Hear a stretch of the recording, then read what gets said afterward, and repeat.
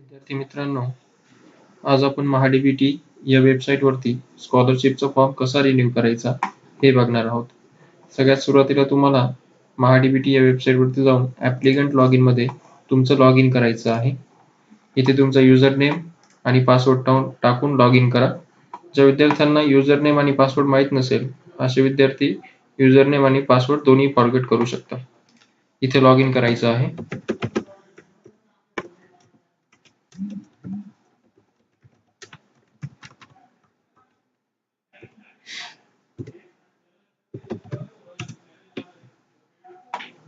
Log in केल्यानंतर form renew करण्यासाठी तुम्हाला सगळ्यात अगोदर तुमची प्रोफाईल अपडेट करायची आहे. प्रोफाईलवरती क्लिक करा.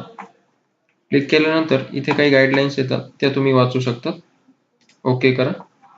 सगळ्यात सुरुवातीला पर्सनल इन्फॉर्मेशन आहे. पर्सनल इन्फॉर्मेशन मध्ये जास्त काही अपडेट करण्याची गरज नाही, परंतु इन्फॉर्मेशन बरोबर भरलेली आहे की नाही हे तुम्ही चेक करू शकता. त्यानंतर आहे पर्सनल इन्फॉर्मेशन मध्ये इन्कम डिटेल्स. इन्कम डिटेल्स हे जे विद्यार्थी EBCचा, मायनॉरिटीचा आणि ST कॅटेगरीचे जे विद्यार्थी आहेत, जे स्कॉलरशिपचा फॉर्म भरणार आहे, अशा विद्यार्थ्यांनी इन्कम सर्टिफिकेट हे नवीन अपलोड करायचं आहे. नवीन अपलोड करायचं म्हणजे तुम्ही आता 2020-21 मध्ये शिकत असाल तर तुम्हाला इन्कम सर्टिफिकेट हे 2019-20 या वर्षाचं लागणार आहे. आणि बाकी OBC, VJNT, SBC आणि SC कॅटेगरीचे जे विद्यार्थी आहेत अशा विद्यार्थ्यांना नवीन इन्कम सर्टिफिकेट इथे अपलोड करण्याची गरज नाही. म्हणजे अशा विद्यार्थ्यांना ऍडमिशन इयर्सच इन्कम सर्टिफिकेट इथे लागणार आहे. तुमचं ऍडमिशन समजा 2018-19 ला असेल तर तुमचं इन्कम सर्टिफिकेट हे 2017-18च अपलोड करायचं आहे, नवीन अपलोड करायचं नाही. त्यानंतर आहे डोमिसाइल डिटेल्स. ते तुम्ही ऑलरेडी इथे अपलोड केलेले आहे, त्यामुळे ते चेंज करण्याची गरज नाही, परंतु ते तुम्ही चेक करून घ्यायचं आहे. त्यानंतर आहे खाली सगळ्यात शेवटी बँक डिटेल्स. बँक डिटेल्स मध्ये विद्यार्थ्यांनी विद्यार्थ्याचा अकाउंट नंबर, IFSC कोड टाकून ही माहिती सेव्ह करायची आहे. Personal details updated successfully. Okay. त्यानंतर आहे ऍड्रेस इन्फॉर्मेशन. ऍड्रेस इन्फॉर्मेशन काही अपडेट करण्याची आवश्यकता नाही, ते ॲज इट इज सेव्ह करायचं आहे. Address information updated successfully. त्यानंतर आहे अदर इन्फॉर्मेशन. अदर इन्फॉर्मेशन मध्ये वडिलांचे डिटेल्स आणि आईचे डिटेल्स तुम्ही तिथे भरायचे आहे. सेव्ह करा. Other information updated successfully.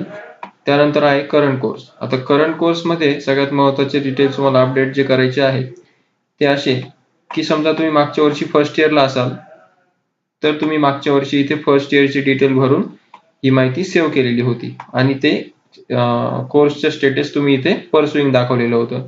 ते तुम्हाला या वर्षी फर्स्ट इयरची डिटेल डिलीट करून ते परत एकदा भरायचे आहे. परत एकदा भरताना तुम्हाला तिथे मार्कशीट अपलोड करायचे आहे. त्यानंतर ते सेव्ह करायचे आहे. ते सेव्ह केल्यानंतर तुम्हाला परत सेकंड इयरची डिटेल इथे भरायची आहे. इयर ऑफ स्टडी मध्ये जाऊन कोर्स कम्प्लीट ऑर परसुइंग. आता सेकंड इयर मध्ये असाल तर परसुइंग करायचं आणि थर्ड इयर मध्ये असाल तर सेकंड इयर कम्प्लीट करून थर्ड इयरला परसुइंग करायचं. असे इथे एकाखाली एक डिटेल तुम्हाला सेव्ह करायचे आहेत, फर्स्ट इयर, सेकंड इयर आणि थर्ड इयरचे. आता ही विद्यार्थिनी थर्ड इयरची असल्यामुळे first year complete, second year complete आणि थर्ड इयर परसुइंग असे डिटेल्स अपडेट केलेले आहेत. ठीक आहे. एवढं करून सेव्ह करा. त्यानंतर आहे पास्ट क्वालिफिकेशन.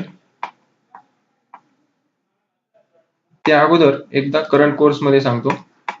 करंट कोर्स मध्ये या वर्षीची फीज रिसीट अपलोड करताना फीज पेड मध्ये 0 टाकायचं आहे आणि ट्युशन आणि डेव्हलपमेंट फी ही एकच रिसीट इथे अपलोड करायची आहे. आणि मार्कशीट अपलोड करताना तुम्हाला फर्स्ट इयरचे फर्स्ट आणि सेकंड सेमचे मार्कशीट अपलोड करायचं आहे आणि सेकंड इयरच्या ठिकाणी थर्ड आणि फोर्थ हे दोन्ही सेमिस्टरचे मार्कशीट एकाखाली एक स्कॅन करून अपलोड करायचे आहेत.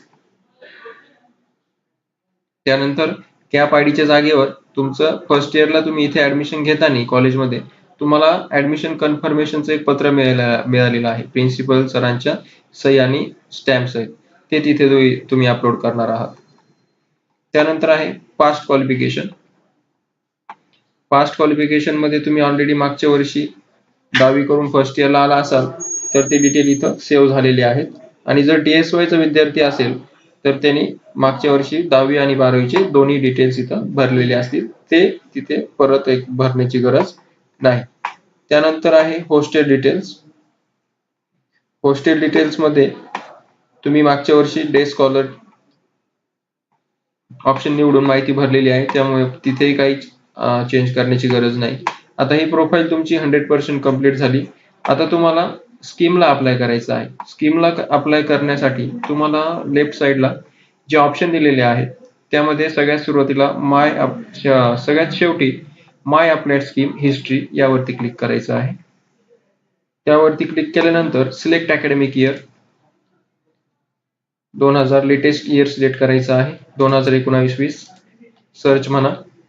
सर्च केल्यानंतर अप्रूव्ड ऍप्लिकेशन वरती क्लिक करायचं आहे. अप्रूव्ड ऍप्लिकेशन वरती क्लिक केल्यानंतर सुरुवातीला तुमचा ऍप्लिकेशन आयडी इथे दिसतो, तो तुम्ही कॉपी करून घेणार आहात.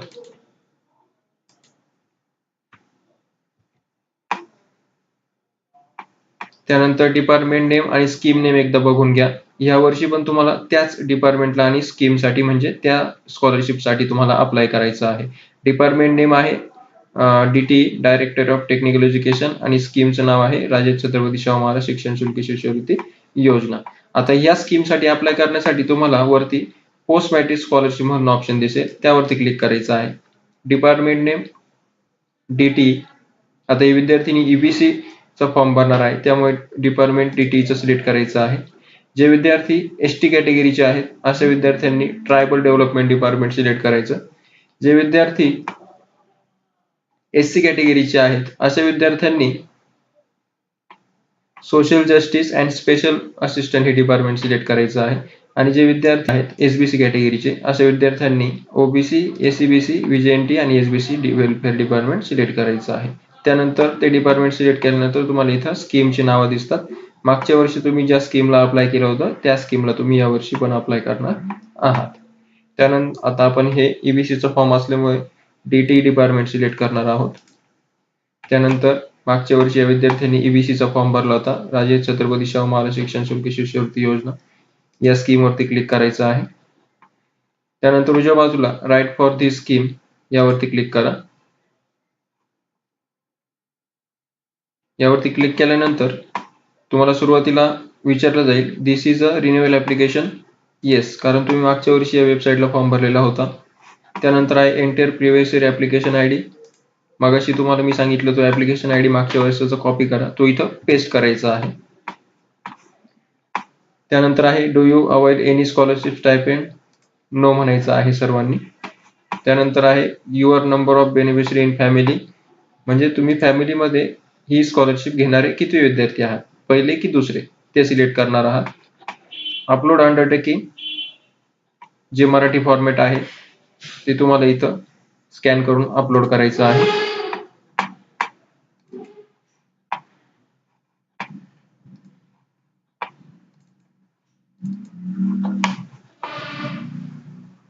अंडरटेकिंग अपलोड करताना त्यावर तुमची सिग्नेचर आहे की नाही, संपूर्ण माहिती बरोबर भरलेली आहे की नाही ते एकदा चेक करून घ्या व्यवस्थित.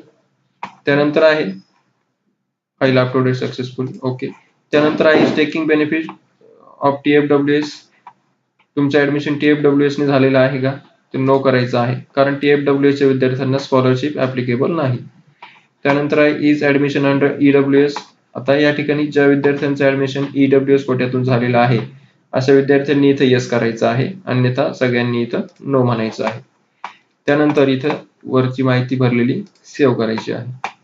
सेव्ह केल्यानंतर तुम्हाला तुमचा फॉर्म इथं व्ह्यू होईल. हा फॉर्म पुन्हा एकदा संपूर्ण बरोबर भरलेला आहे की नाही ते तुम्ही इथे चेक करू शकता. जर काही करेक्शन असेल तर परत बॅक जाऊन तुम्ही प्रोफाईल अपडेट करून परत एकदा त्या स्कीमला अप्लाय करू शकता. जर हा फॉर्म बरोबर असेल तर इथे एक चेकबॉक्स आहे, त्यावरती क्लिक करून फॉर्म सबमिट करायचा आहे. सबमिट केल्यानंतर तुम्हाला इथे सक्सेसचा मेसेज येईल. यावर्षी तुमचा ऍप्लिकेशन आयडी आहे तो इथे तुम्हाला दिसेल.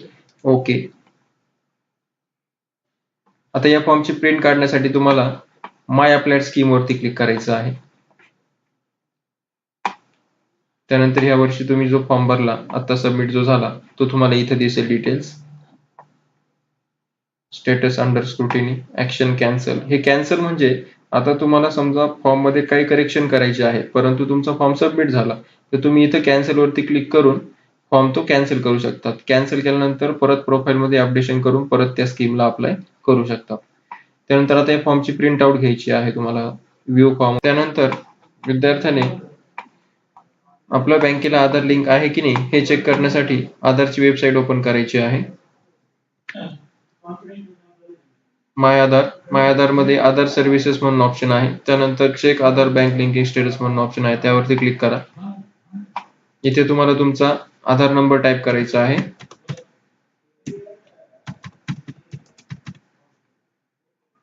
इथे सिक्युरिटी कोड टाईप करायचा आहे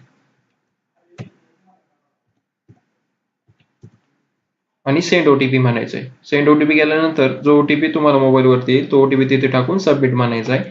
त्यानंतर तुम्हाला समजेल की तुमचं बँकेला आधार लिंक आहे की नाही, आणि बँकेला आधार लिंक असेल तर तो स्क्रीनशॉट तुम्ही तुमच्याजवळ काढून ठेवायचा आहे. आणि जर वरती मेसेज आला your Aadhaar number is not link with your bank account, तर तुम्हाला तो परत एकदा बँकेत जाऊन लिंक करून घ्यायचा आहे.